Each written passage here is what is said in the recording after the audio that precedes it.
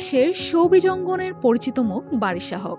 অভিনয়ের পাশাপাশি মডেলিং, উপস্থাপনা সহ বিভিন্ন ব্র্যান্ড প্রমোটিংয়ের কাজেও নিজেকে ব্যস্ত রাখেন তিনি। সামাজিক মাধ্যমে রয়েছে তার লক্ষ অনুসারী, তবে নেটিজেনদের অনেকের কাছেই তিনি ছিচকাদুনে হিসেবেও পরিচিত। অনেক আগের কথা, এক টেলিভিশন টক শোতে সোশ্যাল মিডিয়া ইনফ্লুয়েন্সার ফাতেমা তনির সঙ্গে অংশ নেন বারিশা হক। কিন্তু টক শোয়ের এক পর্যায়ে তর্কযুদ্ধে জড়িয়ে যান দুজনেই। সেখানে নাকি অনেক কান্নাকাটিও করেন বারিশা, দাবি করেছিলেন তনি।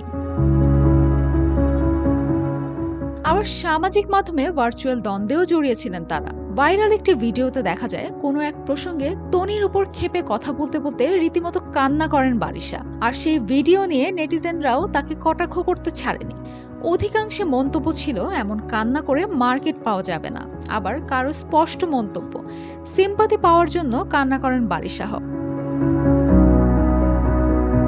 এ নিয়ে একবার সামাজিক মাধ্যমে এসে ক্ষোভও উগরে দিয়েছিলেন বারিশা। গাজী গ্যাস স্টোভ রান্নায় আনে শিল্পের ছোঁয়া। লাইভে এসে বলেছিলেন তার কান্না নিয়ে যারা ট্রোল করছিলেন তাদেরকেও কান্না করতে হবে। বলেছিলেন, ইন্টারভিউতে আমার অতীতের কথা নিয়ে আমি আবেগী হয়ে গেছি। ওইটা নিয়ে কিছু মানুষ ট্রোল করেছে, কিছু মানুষ ছোট করেছে, অনেকে এতটাই কষ্ট দিয়েছে যেটার প্রাপ্য আমি না। কিন্তু কাউকে কষ্ট দিলে সেটা ফেরত পাওয়া যায়, এটাকে বলে কার্মা। কিন্তু কেন এভাবে কান্না করেন বারিশা হক, তার ব্যাখ্যা দিলেন তারকা। সদ্য এক গণমাধ্যমে বারিশা হক বলেন, আমি ক্যামেরার সামনে কান্না করি সিম্পাথি নেয়ার জন্য। আসলে বিষয়টা এরকম না।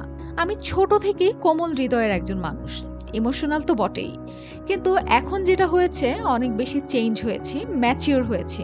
থাকে না, কিছু কিছু কথা মনের দাগ কেটে যায়, তখন নিজের ইমোশনকে কন্ট্রোল করা যায় না।